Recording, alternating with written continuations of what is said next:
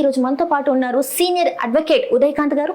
నమస్కారం సార్. ఈ మీడియా గురించి మాట్లాడదాం సార్ ఒక్కసారి. అంటే మీడియాలో పోక్సో యాక్ట్ అంటే సుప్రీంకోర్టు ఆదేశాలు కొన్ని ఉన్నాయి. ఫేస్ రివీల్ చేయొద్దు, మైనర్ బాలిక అయితే ఫేస్ రివీల్ చేయొద్దు, తనకు సంబంధించిన పేరెంట్స్ కూడా రిలీజ్ చేయొద్దు అని చెప్పేసి ఉంది.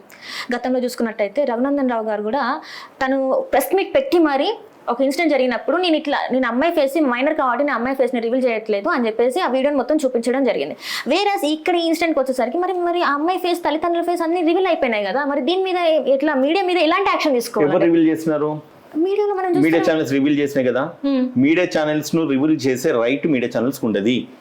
అది చేస్తే కనుక సెక్షన్ 72 BNS ప్రకారంగా కేసు పెట్టేసి ఎవరైతే దోషులు ఉన్నారో వాళ్ళను, ఎవరైతే ఛానల్స్ ఉన్నారో వాళ్ళ మీద అప్ టు 2 years పనిష్మెంట్ ఉన్నది. అవసరమైతే 10 లక్షల డిఫర్మేషన్ కూడా ఫైల్ చేసుకోవచ్చు. ఆ తెలివి ఎవరికి ఉండాలి? మీడియా ఛానల్స్కి ఉండాలి. ఒక రేప్ విక్టిమ్ కానీ పోక్సో కేసులో ఎవరైతే విక్టిమ్ ఉంటారో, రేప్ విక్టిమ్స్ ఉంటారో అటువంటి వల్ల ఒక ప్రైవేట్ ఐడెంటిటీ, వాళ్ళ పర్సనల్ ఐడెంటిటీ డిస్క్లోజ్ చేయదని చట్టం చెప్తా ఉన్నది. అది డిస్క్లోజ్ చేస్తే చట్టరీత్యా నేరం అని చెప్తా ఉన్నది.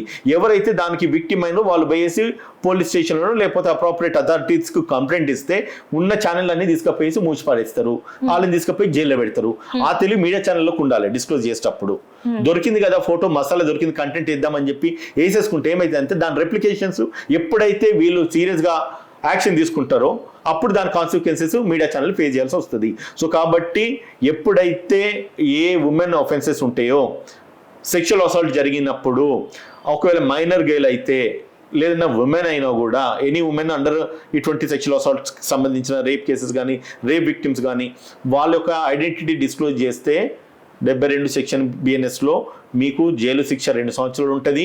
అవసరమైతే వాళ్ళకి నచ్చినంత డిఫర్మేషన్కి మీ మీద వేసే అవకాశాలు ఉంటాయి. కాబట్టి దాన్ని ఆలోచించేసి మీరు వ్యవహరించండి అని చెప్పి తెలియజేస్తున్నారు.